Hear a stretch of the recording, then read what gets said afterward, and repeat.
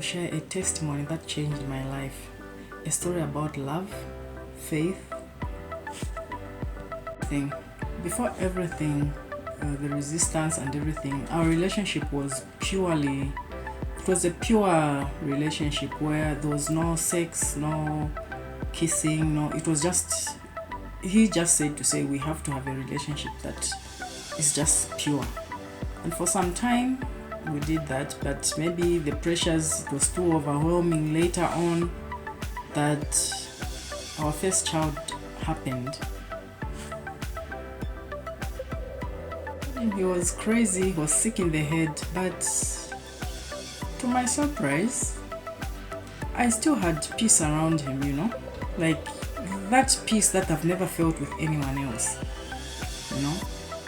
So then we continued, but the time came when he wanted to make it official. He had to go to the church elders. At that time, our pastor and his wife, he went there to tell them our intention. Oh, there was so much resistance. So much resistance that we started dating secretly. Yeah, so it's like everyone around us just didn't approve of our love. They didn't approve of our relationship. But I had so much peace, and we still prayed. We still prayed to God. I still prayed. I continued to pray. And later on, it just couldn't be stopped.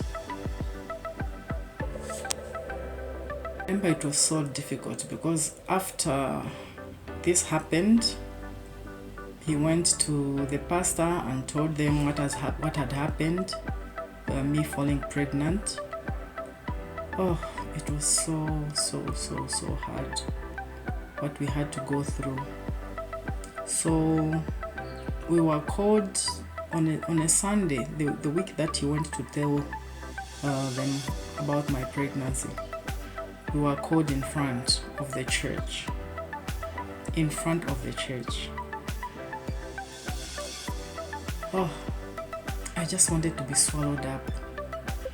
That time, I just wanted to be swallowed up because it was so difficult. We were told to stand in front of the church and apologize to the church for what we did. I cried. I just wanted to be swallowed up just right there and then. It was so difficult. And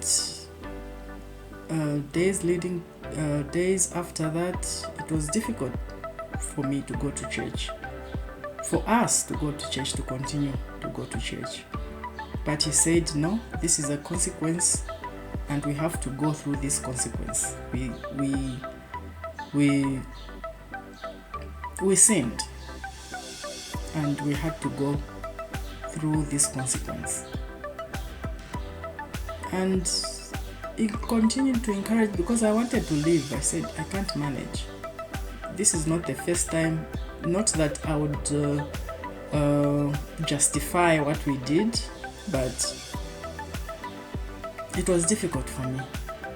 So we continued to go to church. The baby was born. She was even christened in church and everything. Then before this, when we were told to stand in church, the pastor made it very clear to say, you don't get married because you've impregnated someone. So you can imagine as a woman what that felt like. You can imagine how it felt like.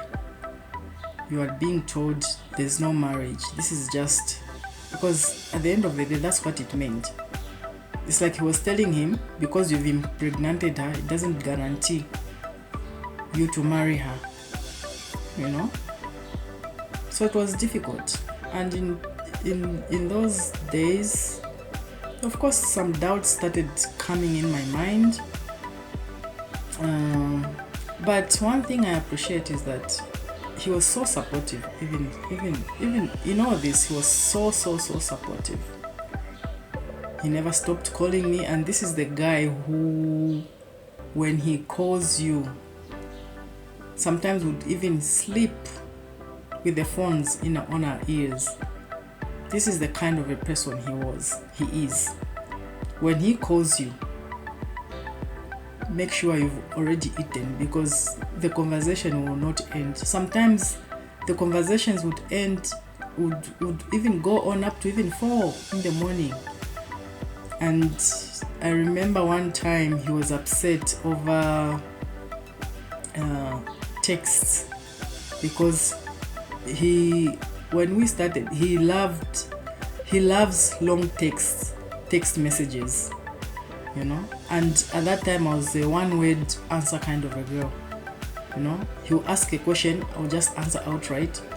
Little did I know that he never liked the fact that I would just give him one-word answers. So he said, I give you long messages. So when I give you long messages, you should also give me long messages, long replies, long responses. This is the kind of a person that he is. Yeah.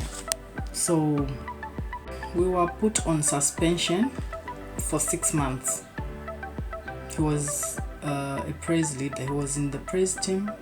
There was no singing for him, nothing. We were just going there on Sunday to just go to the service, and there was really nothing that we could do during that time apart from attending church service on Sunday. Yeah. And what was supposed to take 6 months, it took 9 months. 9 months plus, I think. Yeah, so it was supposed to take 6 months. The suspension was supposed to take 6 months, but it took 9 months. Now you can imagine, because we felt excommunicated. I felt not loved, because these are the people that were supposed to give us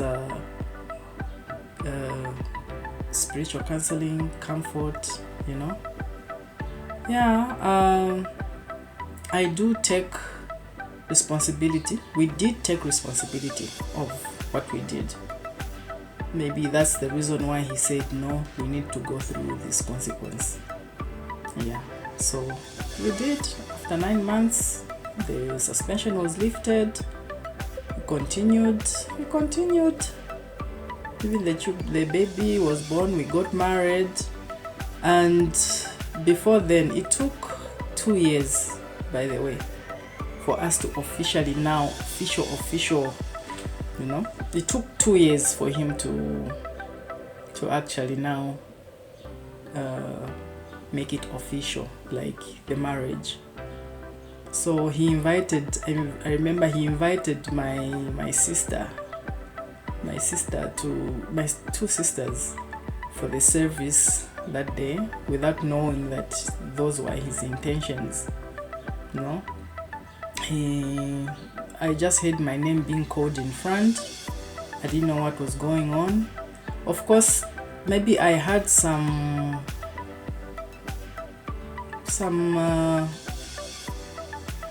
instinct, maybe to say something might be happening, because my sister's coming to church. And that same week, a week earlier, we went shopping for rings. But I didn't know that those rings were actually going to be given to me in such a ceremony at church. Yeah, so that Sunday, I just heard my name. I saw him going in front, and he called my name to the front. And then, what do I see? Him bending down a knee, laying down to ask me for marriage in front of the church. You can imagine, this same front, this same congregation that I stood in front of when everything happened, when we were told to apologize to the church. And this is the very church, the very congregation he's asking me for a hand in marriage in. So it was It was so good. I felt really, really happy, really good, and so we were official, and now it's history. We got married, and 2 years down the line, we got another baby. And I think that was my turning point to see the goodness of God in my life. You know, with this child, our second, at that time she was, I think she was 3. Yeah. When it was time for her to go to school, you know, God has really been faithful. God is faithful. In case you do not know that God really works. God really works. In case you've given up to say, maybe love is not for me, God hasn't given up on you. Believe you me. Just continue trusting in Him, and He'll make it happen. If He made it happen for me, He will make it happen for you. You know? So the turning point of how I saw God in my life, what God did in my life. When this child was supposed to go to school, we didn't have any money for her to start school. But I wanted her to start school. It was a pricey school. It was quite an expensive school. It's a private school in Kafue. Yeah. So God gave me in the midst of us wondering where the money is going to come from for this child to go to school. In the midst of that, God gives me a vision. You know, I see a vision of this baby, my baby, this 3-year-old child of ours, with a school bag, with a uniform for that same school. She's going to get on the bus because they had a school bus. They have a school bus. So I was like, I'm telling him to say, God I've seen a vision of this girl in uniform, looking all pretty. She's excited. She's running in front of me. She has a bag, going to school at that same school. And this same school that I'm talking about is a Catholic school. If you have children in Catholic, you know how strict Catholic schools are. You know, their principal was known to be a no-nonsense kind of a principal. You know, Catholics, they are very serious about education. So I was like, where are we going to get this money to take this child to school? After the vision, later on, I stumble on a verse. I'll remember that verse for the rest of my life. God has been faithful. That was Daniel, where he's talking about, let me read it. This is Daniel 1 verse 9. And God gave Daniel favor and compassion in the sight of the chief of the eunuchs.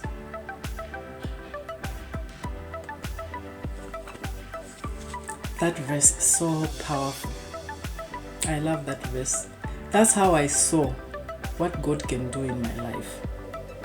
And that week, after everything, after that verse, I started meditating on the verse. I remember my husband encouraging me to say, there's nothing that is impossible. And I went to that school. I talked to the principal. Of course, there were some debates. You know, she was, you know, Catholics, you can't take a child to a private school without any money. You know, because when you are taking to at least you should have at least even half. I literally had nothing. I didn't even have that half. I just sat in that office believing on that word. I said, God will never fail me. And then I talked to her. There was some debates. Then she just drew out a paper and a pen. I want you to write an agreement. And that's how I wrote an agreement. And that money was supposed to come the next month. because we didn't have money and we hadn't yet gotten paid yet. And it was in the middle of the month. So I had to tell her to say, the money is going to come next month, not now. We can imagine. So I wrote down, and during that time, you know how things are. Money became so difficult,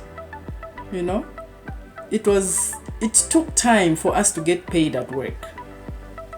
And I remember I was expecting a call from her to shout at me, you liar, what? There was nothing, no call, no text message, nothing. It was just silence.